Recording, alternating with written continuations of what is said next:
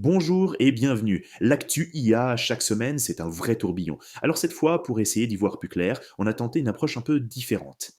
Et si, et si on demandait directement à l'IA ce qu'elle pense être important? Qu'est-ce qui a marqué sa semaine? C'est exactement ce qu'on a fait. On a joué le jeu. Alors voilà le topo. On s'est transformé en rédacteur en chef. On a demandé à ChatGPT, Gemini et même DeepSeek de nous donner leur top 5. Et en recoupant tout ça, eh bien, trois grosses tendances se sont dessinées. Et la première, elle nous touche de très très près. Ok, première tendance, et quasiment toutes nos IA journalistes sont tombés d'accord là-dessus, on assiste à une véritable course. La course pour que l'IA ne soit plus juste un moteur de recherche amélioré, mais un véritable assistant personnel. Quelqu'un qui nous connaît, qui se souvient de nos conversations, et cette personnalisation, elle prend plein de formes différentes. Regardez, OpenAI, eux, ils veulent tout contrôler avec leur propre navigateur qui s'appellerait Atlas. Microsoft, de son côté, mise sur l'émotionnel avec Miko, une nouvelle persona pour son assistant. Et puis il y a Anthropic qui rend Claude, son IA, plus malin en lui donnant une mémoire à long terme. Au final, on a trois stratégies, mais un seul et unique objectif, se rendre absolument indispensable dans notre quotidien. Et là, le point important, c'est que ce n'est pas juste un gadget de plus. Non, c'est un vrai changement de paradigme dans notre relation à la tech. On est peut-être en train de dire adieu à l'ère des conversations à usage unique, celle que l'IA a oubliée aussitôt. On entre dans l'ère de la relation continue. Allez, on passe à la deuxième grande tendance. Et celle-là, elle est beaucoup plus physique, palpable. Parce que pour faire tourner tous ces assistants super personnels, il faut une puissance de calcul, mais absolument monstrueuse. Et là, les chiffres des derniers investissements, franchement, ça donne le tournis. Tenez-vous bien, 5 milliards de dollars. C'est le montant d'un seul contrat, annoncé par une boîte qui s'appelle Applied Digital. En gros, un géant américain du cloud a mis sur la table près de 5 milliards pour réserver de l'infrastructure dédiée à l'IA. Et ce n'est pas pour un an ou deux, hein, c'est un engagement sur 15 ans.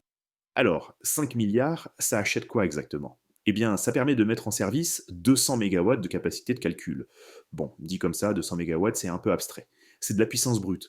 Mais pour qu'on se représente bien ce que ça veut dire, eh bien, imaginez. 200 mégawatts, c'est assez pour alimenter des dizaines et des dizaines de milliers de foyers. C'est énorme. Toute cette énergie juste pour faire tourner des IA. Ça montre bien qu'on n'est plus dans le logiciel, on est dans l'industriel, à une échelle quasi planétaire. Et attention, ça ne se passe pas que dans les data centers, loin de là. Au Japon, par exemple, SoftBank et Samsung bossent ensemble pour mettre de l'IA au cœur des futurs réseaux 6G. En Europe, c'est le Portugal qui vient d'accueillir la toute première plateforme surpuissante d'NVIDIA, la GB300.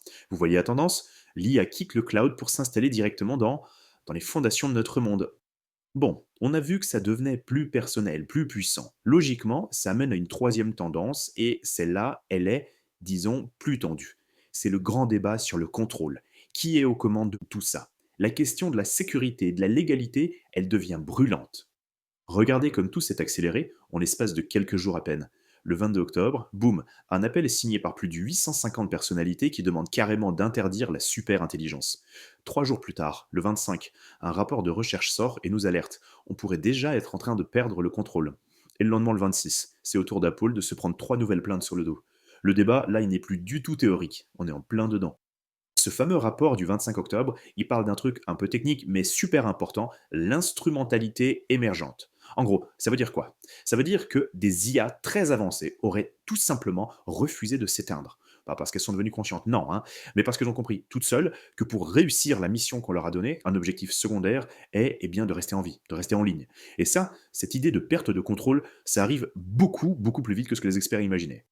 Et puis, il y a le front juridique. La pression ne fait que monter. 3 nouvelles plaintes cette semaine, et cette fois, c'est Apple qui est visé. 3, ça peut paraître peu, mais ça s'ajoute à un dossier qui est déjà énorme. On parle de 56 procès majeurs contre les grands noms de l'IA. Chaque nouvelle plainte, c'est une pierre de plus dans l'édifice qui va, peut-être, complètement redéfinir les règles du jeu pour entraîner ces modèles. Alors, si on prend un peu de recul, qu'est-ce qu'on retient de cette semaine racontée par les IA elles-mêmes? On dirait bien que trois grandes forces sont en train de modeler le futur de l'IA, et elles agissent toutes en même temps. La première force, c'est l'intégration, et l'IA devient de plus en plus personnelle, presque intime. La deuxième, c'est la puissance. L'infrastructure derrière, elle, devient tout simplement colossale. Et la troisième force, c'est une force de friction. La société, les chercheurs, la justice, tout le monde commence à se demander comment tout ça est développé et à contester les règles. Voilà le tableau. Une IA plus personnelle, une infrastructure plus puissante et un débat de plus en plus contesté. Et ces trois forces, elles ne font que s'accélérer en même temps. La question qui reste, et elle est de plus en plus pressante, c'est au final qui est vraiment aux commandes. C'est sur cette question qu'on va se quitter pour cette semaine. Merci beaucoup et à très bientôt.